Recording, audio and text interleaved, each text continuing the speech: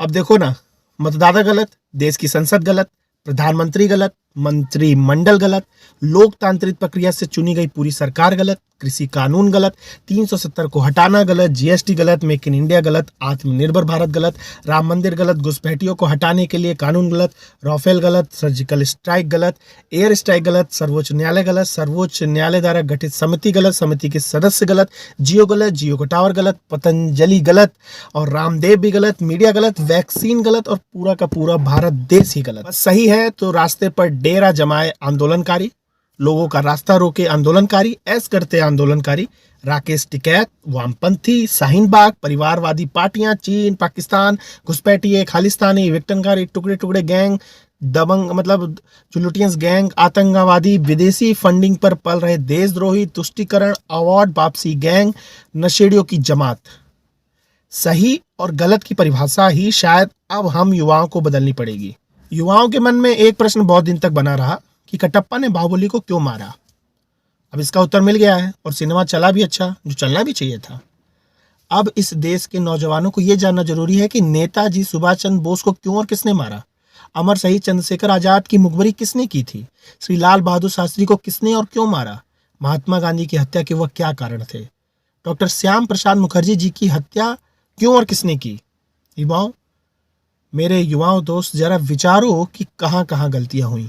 तो काल्पनिक चरित्र कटप्पा से बाहर निकलो और वो पूछो जो तुमसे जुड़ा हुआ है।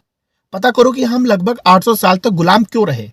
पता करो कि जो देश आर्थिक, सामाजिक, शैक्षिक और वैज्ञानिक रूप से सशक्त था, विश्व गुरु था, वो सब ज्ञान कहां और कैसे खत्म हो गया, कौन इसके लिए जिम्मेदार था। पता करो कि ईरान से इंडोनेशिया तक की भारतवर्ष की सीमाएं सिकुड़कर इतनी छोटी कैसे हो गई कि हमें कश्मीर से भी भागा दिया गया।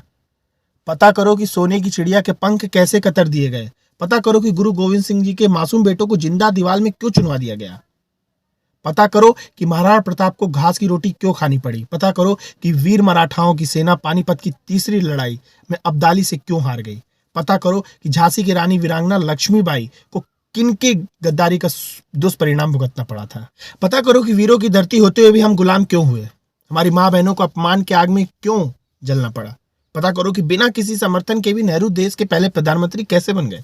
पता करो कि पाकिस्तान का स्थायी रोक किसने भारत को दिया, तब हुआ क्या क्या था। पता करो कि कश्मीर को नासूर बनाने का बीज किसने और क्यों बोया। पता करो कि नेपाल के महाराजा के भारत में विलय के प्रस्ताव को 1952 में किसने क्यों ठुकरा दिया था। पता करो कि 1953 में यूएनओ में भारत को स्थायी सीट देने के स्वयं अमेरिका के प्रस्ताव को क्यों भुला दिया था और वह सदस्यता चीन को क्यों दिला दी गई। पता करो कि सेना का हत्यारा, नक्सलियों का क्रांतिकारी व जिहादी आतंकवादियों को भटका हुआ बेरोजगार नौजवान कहने वाला देश का सांसद कैसे बन गया। पता करो कि माँ दुर्गा को वैश्या कहने का साहस किसको और कहां से मिलता है। पता करो कि देवी देवताओं की नंगी तस्वीर बनाने वालों का समर्थन कौन करता है। पता करो कि आतंकवादी याकूब की फांसी रुकवाने के लिए आधी रात के बाद भी सुप्रीम कोर्ट को खोलने के लिए कौन मजबूर कर देता है। पता करो कि देश की दुर्दशा के लिए कौन जिम्मेदार है। आप खुद बाहुबली बनकर कारण जानो कि हमारा कैलाश पर्वत और मानसरोवर तीर्थ चीन के हिस्से में वह ननकाना साहिब पाकिस्तान के हिस्से में किस तरह की गलती से कैसे चला गया। और भी बहुत सारी गलतियां हैं, जरा ध्यान से देखो। तो हे युवा देश, अपना दिशा और दशा बदलो। यह समय मजाकों का नहीं है, वह करो जो करनी है, चिंतन का विषय है। हम क्या थे, क्या हो गए और क्या होंगे, अभी आओ विचारें मिलकर ये समस्याएं सभी। हम सबका कर्तव्य है कि इतिहास की गलतियों का विवेचना करें, देश हित में और भविष्य में उन गलतियों को ना दोहराने का प्रण लें। तभी हमारी मातृभूमि, हमारी संस्कृति, हमारा धर्म सशक्त, समृद्ध व सम्मानित होगा।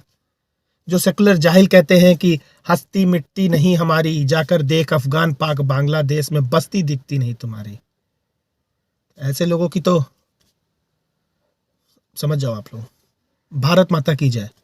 इसे अधिक से अधिक युवाओं तक पहुंचाने का कार्य करें। धन्यवाद।